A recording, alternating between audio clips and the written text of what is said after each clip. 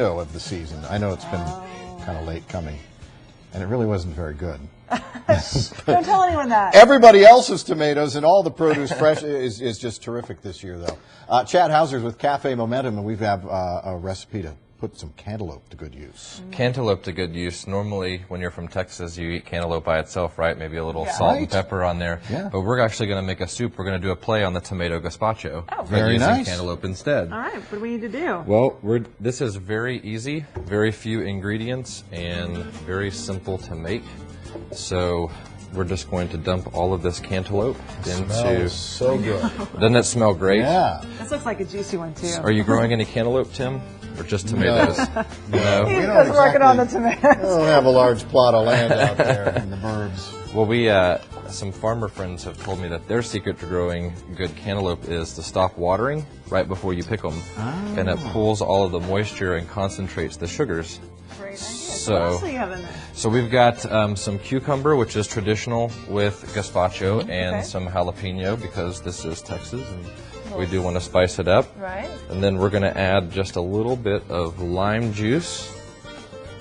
I love how everything is fresh. Nothing comes out of a Nothing. jar or a can or anything around here. Absolutely not. And while you're squeezing those, let's talk quickly about Cafe Momentum, which is really to help at-risk young people get ahead in the food industry. It is. It is. Our elevator pitch is that we take kids out of jail and teach them to play with knives and fire.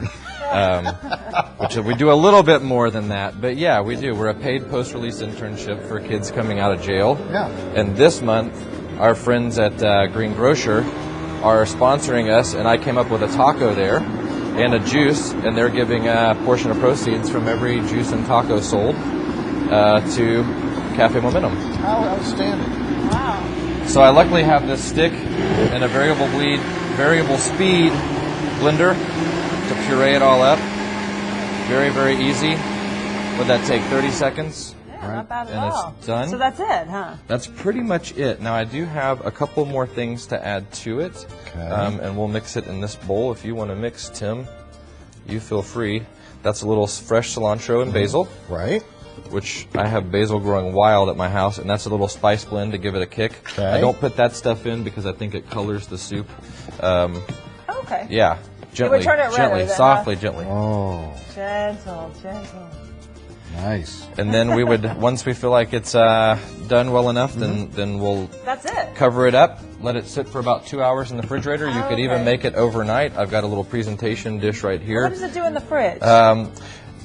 It gets the flavors get to have a little party together. Okay. They get to play a little bit and introduce themselves to one another and blend and meld and it just kind of enhances the flavor altogether. Sounds great. And yours changed color. Mine didn't. Well, like I said, 2 hours in the refrigerator. It will but then we would over just time. simply put it in the bowl, gently and softly.